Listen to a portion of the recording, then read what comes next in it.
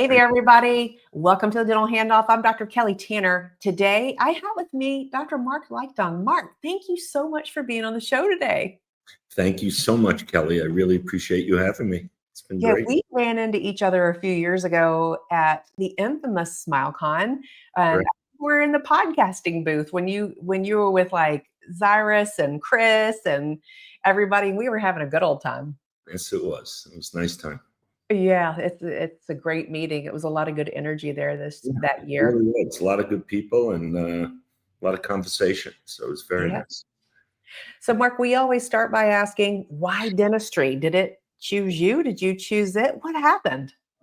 Dentistry definitely chose me. You know, I really did not think of dentistry when I was going through high school.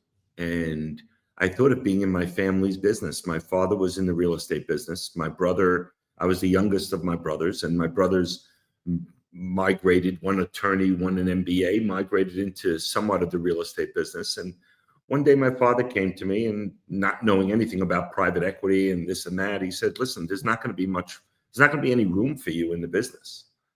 I said, what? So I had to pull up my big boy boots and pants and whatever, and I started volunteering in a few different segments of life, cardiology, an accounting firm, and then I volunteered in Mount Sinai Hospital's dental residency program. I'll never forget it.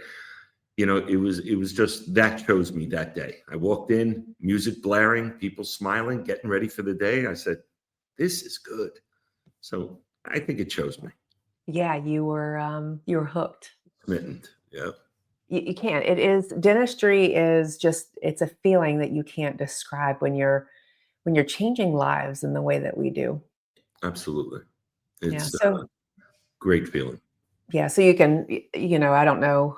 I know that we're going to learn more about your story, but I know seeing patients when I just graduated from hygiene school and touching those patients' lives. And then I was like, okay, how can I touch more people's lives? How can I touch more people's lives? And it sounds like that's similar to your path, because I know that you have just been moving and shaking in dentistry for a while. So tell us about your journey of dentist to where you are now. You know, it's been a ride, and it still continues to be a ride. Some self-inflicted, but the journey, really, because first of all, you got to start every conversation knowing that there's a saying in dentistry: whether you're selling, talking, treating, cleaning, when you're in dentistry for life, because of what you just alluded to. You just find your passion, whatever it is: cosmetics, surgery, teaching, mentoring, marketing, whatever your growing one practice, 5 practices, corporate. Dentistry has afforded all of us the ability to pick and choose. And I always had what I like to believe is a caring, kind heart. And I think dentistry found me, and I'm more than unbelievably elated, of course, over the moon that it did. But I think what happened with me in my career is I saw an issue. I saw a problem. High-end practice in Lincoln Center, New York City. Not everybody accepts big cases. Not everybody can walk out spending 15, 20 grand and up for reconstructive cases. So I remember the night I was driving one day, and I had an issue with my grandmother. Her teeth were thrown down an incinerator. And I had to go there in the nursing home, take a block of acrylic, and sit there and start carving teeth. All day I carved an upper arch and a lower arch, cemented it on her, whittled down remaining 7 or 8 teeth in her mouth on each arch. And that's where I came up with Snap-on Smile. And I felt like Snap-on Smile was helping so many people not need the immediate big cost of dentistry, but realize what dentistry can afford them, the look, the feel.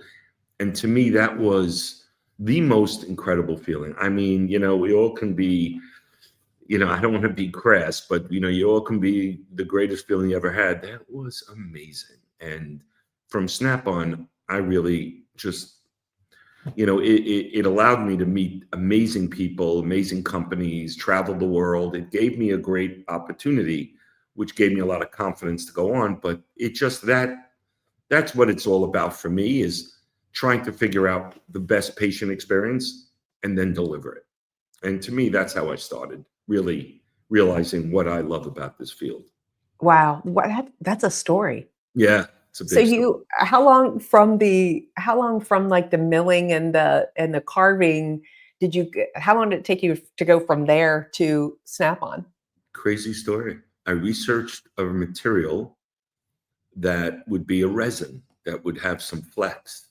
I found out that there was a dentist in Portland, Oregon, Hmm. that had a cosmetic dental materials, CDM, I think it was named. And I started reaching out to this guy. And this guy, at first I was just a New York dentist reaching out. He doesn't know what, but he was amazing. And you can tell I love New Yorkers, but he wasn't a New Yorker. Because he goes, first of all, his name is Dr. Kim Cooch. So I don't want to, Oh, yeah. it's not a hidden secret to me and not to him, but without knowing, without really, he heard my story and what I want to create, and he goes, why don't you come over and spend the night and the days with me, a couple of days? And that's how it went. And then I found the material, and I was always good at carving and good with my hands. So I went back and I started carving arches. He introduced me to a lab tech. How long? I would say 4 to 5 months. What? I'm telling you, From 6. from brain to inception, No, just like I that. yeah, I had it, and then I started during that summer getting it really good. Then the tremendous amount of PR came, because I just hired this local PR person, and or Italy, Sweden, Norway, Australia, they came calling, Spain, they came calling, they came to the office. So it really became such a great ride, and this guy who's building a practice, pretty sizable, big practice. I mean, it was a great practice, and still have it. It's part of our group. But then all of a sudden, I'm being interviewed, and my staff is loving it. They're setting up cameras and they're interviewing me and they're walking around with me. And you know what? It was a magical time for the patients, for our practice, for me, and it really has opened doors for me. It was done purely not knowing that I'd make money, not knowing that I'd sell the business to Denmat or Credit Suisse, the bank. The whole thing gets you ready. And all these experiences I've had in my life, and I've had many, and the people who work with me know that, from all the different types of practices, doctors. I mean, New York is not the most quiet city, but also then just meeting the industry and inventing a product has all been such a great experience. But the best experience for me is just being involved in a product like that. You have to know occlusion, aesthetics, fit, Oh, form, wow, and yeah. function. And to me, it just made me, in my opinion, a very special dentist. And that's the best thing about it. What did that experience teach you about yourself? Yeah, that's an unbelievable question. There's a book called Walking with Tigers. or Walking Haven't with- heard of that one.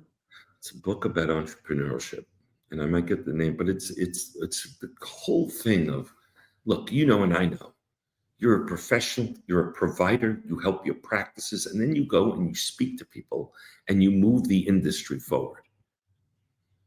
I think what it did for me was gave me a lot of times walking into a meeting, a speaking engagement, a lecture in front of 300 dentists at one of the Denmat mega conferences they used to have, the Lumineer conferences, walking into different study clubs. I used to say the one thing to myself, and I tell my kids that. I ask myself, if not me, then who?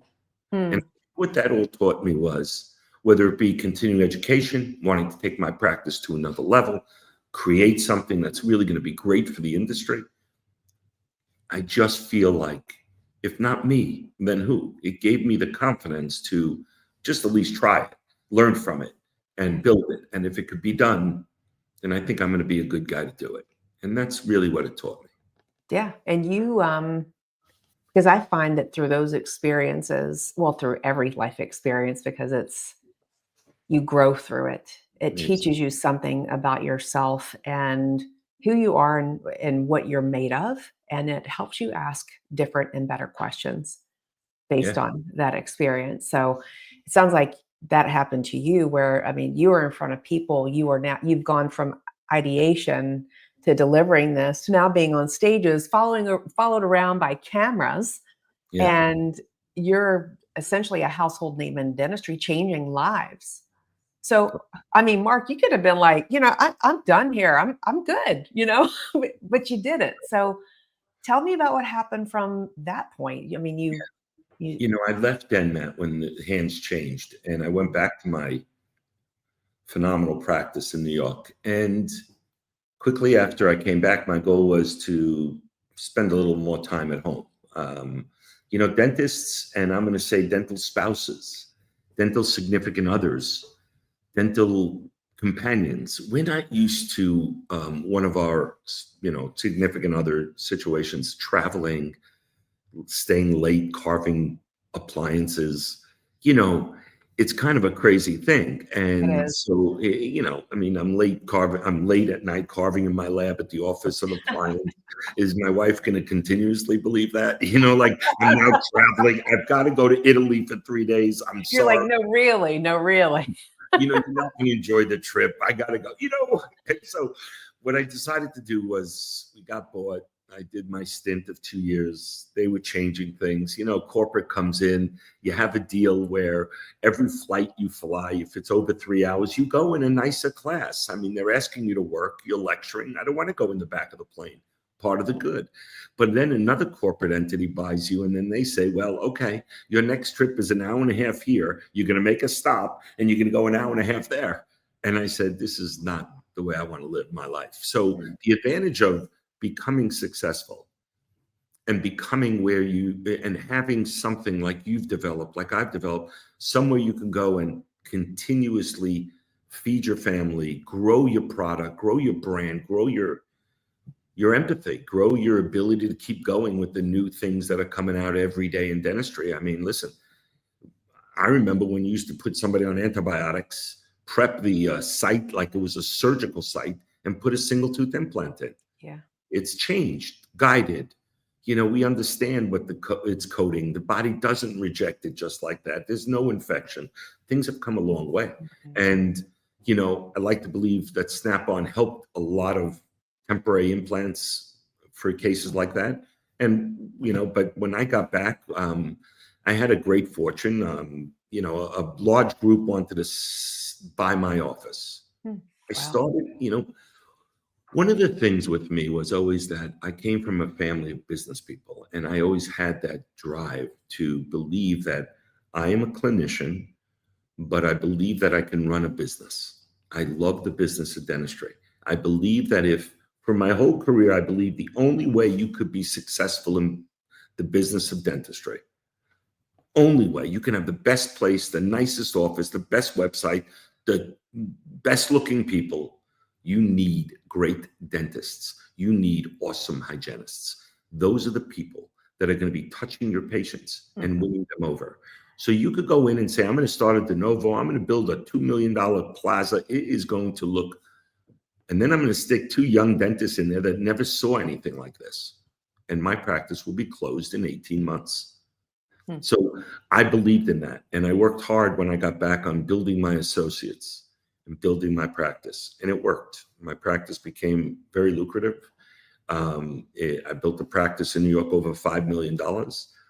And all of a sudden, I always lean towards cash is king.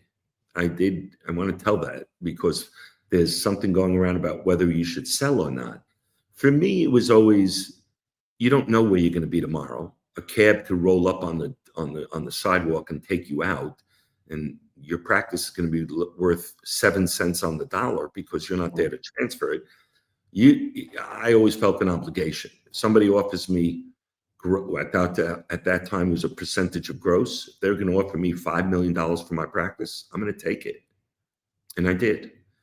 And this group bought me. And 2.5 years later, they took a $5 million practice. They grossed $1.6 million. And they asked me to come back. Mm. Said, I'm not coming back.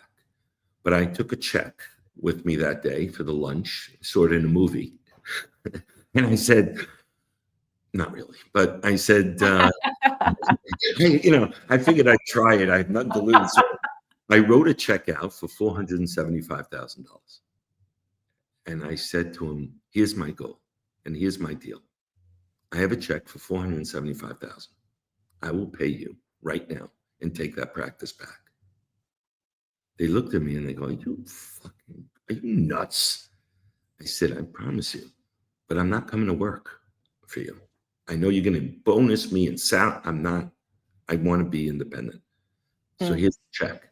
We can put a closing date. And I said, my birthday is in 10 days. That would be a great birthday present. Because even though I made the money, I was pretty devastated. And I had other practices to build. I missed my baby in Lincoln Center in New York. And they took it. We closed on the day before my birthday. That morning, I went into the practice. I said hello to my old team, my doctors. And I built it back up to 4 million. And then Guardian came. I had a bunch of offices at that time, and Guardian made me a phenomenal offer when the multiples were huge, and I took advantage of that. So I did sell a bunch of things in my life for quite a bit of money, and I say that absolutely not bragging, but saying I never thought I'd have a business worth 5 million or more when I bought other practices and sell it. What is that? It's what I always tell the docs. And now I mentor many, many doctors, oversee a phenomenal group of practices in the New York area, help doctors in Florida and other areas just, really build the group and build the practices for other people, but mostly for Guardian, not for all. And then, and what I do is I believe that if the doctors do the right thing, and I say to them all the time, you have 32 teeth, bone and gums. If you can't find disease, you stink. You don't have to make it up. We're blessed. We have 32 teeth, 6 surfaces on each side. You got stuff to look at. Yeah. You got to make it up, you're in the wrong field. Yeah. And I'm very passionate about that because we are not mouth mechanics. We are dentists. And I think that when we look in the back of the mouth and we look in the person and what could be a foramen is diagnosed as an infection, we have to, and I am sure that's done all over many times a day. And sometimes it's not the doctor's fault. They just don't know. They don't know. Yeah. So I'm saying, we really need to just be the best we can be, and the money will come. I can tell you the guys who are killing it and I've witnessed their practices did beautiful work. So that's it. Sorry. Yeah, because even when because I'm want to back up to something you said too, because you said you could put them you could put 2 associates, brand new associates, in an office like they'd never seen before, but it would go under in so many months. But instead, you chose to develop those dentists and you brought it in and you saw the practice grow. What was it that you did, Mark? Like, what is it like to work with you and to be mentored by you? What does that look like? Yeah, great question. So I believe general dentists today should do 5 procedures and master them. Because the vendors, the partners, the supply companies offer these phenomenal courses by great companies to become great at clear aligners, to become awesome at root canal therapy. If you have a CAT scan, if you have a apex locator, if you have rotary, you could be amazing at root canal therapy. Crown and bridge cosmetics, there is no excuse not to be phenomenal at that. Surgical extractions and bone grafting. If I can't take out teeth, and I'm not talking about a wisdom tooth wrapped around a nerve, I'm talking about a broken down, some roots, a whole tooth, elevating it, trying to preserve the buccal plate, trying to bone graft, trying to preserve ridge, and then single tooth, and then from there, wherever your passion grows, implant placement. Yeah. So those 5 things to me make what I call a super generalist. for me to be mentored to get in our door, I like to see somebody who, when I ask them, tell me, what really gets you interested? What do you really love to do? And they say, I love oral medicine. I say, that's great. There's a dental school that you could teach oral medicine for. We'll learn, and maybe maybe that is what you're shooting for. But I look for the people that say, I love surgery. I love doing cosmetic cases. I like people that like to get in, because then you don't leave decay. You don't leave root tips. You do graft. You don't rush the healing process. You understand what's going on, and you become the best version that you could be. And then your hourly wage to be mentored by me, I look at your hourly production. You could be working 8 hours a day and producing $2,500. That's hygiene money. Mm-hmm. So I don't look at it like, oh, I got to get rid of that person. I look at it that, let's look at the x-rays and see what that person, and let's treatment plan together what they're lacking in comfortability. I'm not so comfortable taking teeth out. I'm going to refer it. That's just easy teeth. I'm not so comfortable with this root canal. Mm-hmm. I'm going to extract it. I'm not so comfortable with this implant. I'm going to do a bridge and not offer the patient an implant. It sounds familiar, right, Yeah. Doc? I mean, that's what we do. Yeah. We do what we're comfortable with. But if we're comfortable with everything, or if we have specialists in office, like I used to have, okay, it's a lot easier to treatment plan the best treatment, not just the treatment that's best for us. Right. What's also important is today, so you could, again, I want you to understand what I'm saying. You take the numbers, but you make the numbers clinically work for us by knowing there is a doctor struggling. I could fire that person and bring in another one, but that's just a revolving door. Yeah. Yeah. I want to tell you, I have an associate in New York for over 10 years. He came in as the second or third in line. Today, it's almost clockwork. He's a young doctor in his mid to late 30s still. He produces over $1.5 million a year.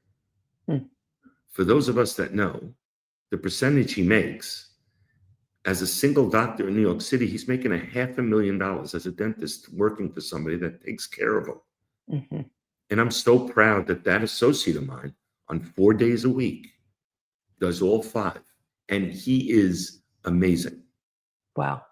And that is the aspiration that I try to put into my clinicians, to say, you need, here it is, numbers.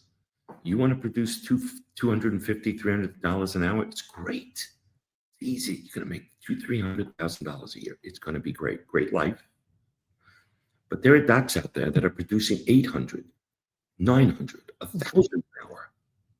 They do one case one morning for 2 hours. It's $10,000, and then the rest of the day that's a $2,000 a day an hour. Right. When you reach 700 at a 33, 35% pay to the doc, that doc is making $400,000 a year. Wow. Wow. That is what I believe, 32 teeth, gums, and bone. You do the right thing, those numbers just keep going. Yeah. If you don't know what you're doing, redos are going to kill you. Oh, yeah. So that's the way it is for me. Communication is the number one thing. Being able to express yourself to the patient, to understanding where we're going and what we're doing. And I just believe all doctors should never talk money, but that's me. So it sounds like that in this recipe for success that you're working alongside of your associates and all the other lives that you touch, that there's communication going on of, here's where we are. Tell me where you fit into this. Let me help you. Let me support you become comfortable in that. And it makes them a better clinician, a better team member. And hopefully the referrals kept in-house, right? Where you have the other specialists that are there. And so for those 5 things, the hope would be that they wouldn't have to refer those out unless it's something that they really tortuous roots, a root canal that is broken down, that is tough to get those teeth because of the brittleness, and you don't want to go, there are things, but when you refer out after 5 or 6 or 10 years doing this at that level, The specialist is going to know, oh no, Liechtung is sending me. I know it's going to be a tough one. Yeah. The goal, you're so good that they do get the tough ones, but you get the good ones, and you're good at it, and you're proficient at it. And that's the bottom line. You just have to do it. Like, I could tell you yesterday, I told the doctor that this weekend I want him to present me with 5 Panorexes and 5 treatment plans, not 10, not multiple choice. I want you to tell me the best treatment plans for these 5 Panorexes. I'm not testing him. I'm here to train him, to show him, because the goal, the feeling I get when I do that is very similar to a snap-on smile. You know, you see the light bulb go off. You see the person really understanding. And then I'm going to say something else. And I see a lot of people ahead of me, you know, mentors, people I always looked up to. I can name a lot. We both can name a lot. But I always learn with power comes responsibility. As we get more out there, as you say, I'm a name. I don't look at myself that way. But if somebody recognized me and maybe articles, yeah, great stuff. I have a responsibility to bring it down and to really grow them, because they're listening to me intently. Yeah. I better, you know what I mean? Like, our job is to, if we have their ear, let's make it worthwhile for them. You know, if we have their attention, let me give you some pearls and help you through this case, because it's kind of what we do. And when we give it back, it's kind of cool. Yeah. So it's a true legacy, Mark. I mean, it's Yeah. you know, you can do snap-on smiles. You can make difference in those lives. We were talking before we got on back in the green room about the workflow and helping everything kind of taking your time, and you could work yourself to a hunched over self, but Right. what are you doing for you? And so it seems like with what you're doing and the direction that you've gone is helping people learn the business of dentistry, help elevate them as better clinicians that touch their communities, that then makes the difference. And you hope that it perpetuates on in dentistry, right? After you say, okay, I'm not going to do this anymore. I'm going to retire. Yeah. That's a tough word, you know, that word retire. I mean, I don't know if it was ever based on money, desire, passion, time, health.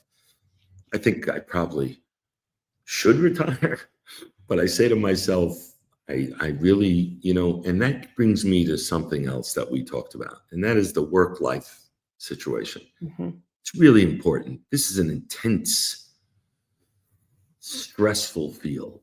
We are hovering over people. We are dealing with personalities every minute between teams and patients and marketing and insurances or payment.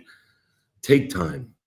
I envy the people like my associate, like people that always, like friends of mine that always took off on Wednesdays. You know, I grew up with a very hardworking family. The work ethic was unbelievable. Mhm.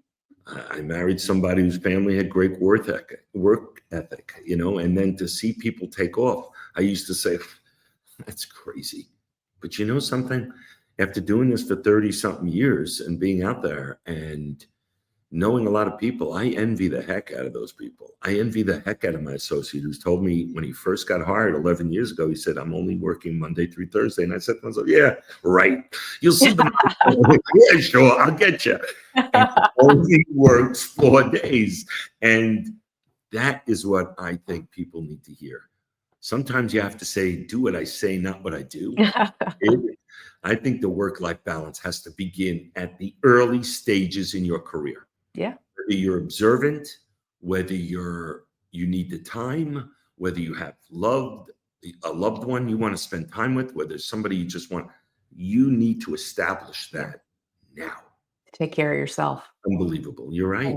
and what you need to be your best self. And subsequently, for people that are interested, that what Kelly said, the workflow flows to the next gig in our lives. Mhm. You know, somebody used to say to me, Doc, you know, I heard you speak, you gotta talk. And I said, I don't want to do this. And then they ran a few, Chris helped me, and they said it's amazing. So now you start looking at the work flowing. You don't want to hunch over. You don't want to use your shoulders and your hands and your eyes and this, and you get in there to make the margin smooth.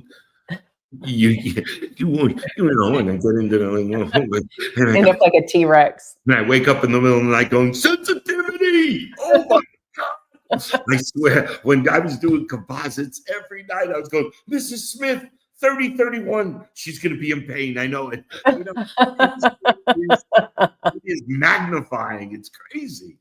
But I think we should all look for that next gig and giving back. Listen, it's not like I'm the most righteous person. I mean, we all want to get paid for our knowledge, but at some point, just like doing anything else, the passion just shows through, and you know what you're talking about because you built it and done it. And that's where, once you've done it, like, it does get me. Sometimes I talk to somebody or I'm listening to somebody speaking. I mean, I've been through so many offices and doctors and acquisitions and sales. And now I bought a whole region for Guardian in the last 3 years. Literally bought mine, and then I bought another 10, and we built an amazing region. And it's really picking the docs that, not only do it, but then can give back to the people that are coming up. Yeah. And that's what we're seeing in dentistry. But anyway, there's a lot. Yeah, that's a life well lived. Yeah, Marc. It really, really is. I'm sorry.